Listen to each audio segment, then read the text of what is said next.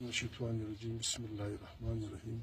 په داسې یو وخت کې چې ټول جهان بالعموم او افغان ولس بالخصوص په دې هیله او باور وو او دې چې دلته به امن راځي، حکومت او مخالفینو منځ کې ډایلاګ مذاکره شروع وه.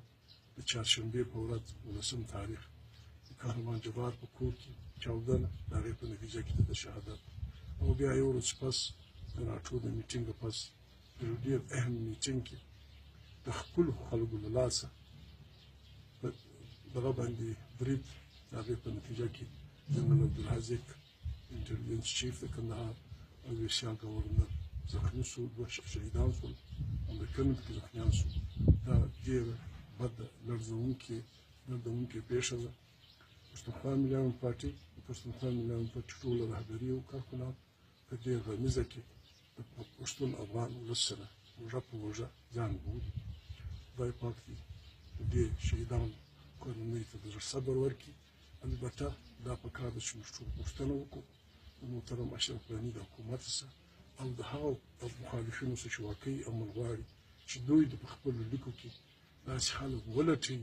دا دواړې پېښې د کورني خلکو له لاسه سوي دي، که د جبار مرحوم پېښه ده، که د عبدالحزیق د ویسا ګورنر او د انټلیجنس چیف پېښه ده. دا زموږ په خپلو لیکو کې داسې خلک موجود دي چې د بهرني مدارانو په خوله یا د خپل لیونتوب په نتیجه کې نه غواړي چې افغانستان ته امن راسي. پښتونخوا ملي پارټۍ خپل کارکنانو ته دا وایي چې دوی په کار ده چې د دې شهیدانو غیبانه جنازې لمونځونه هر چیرې چمن، کوټه، ژوب، لورلای چیرې وکړي.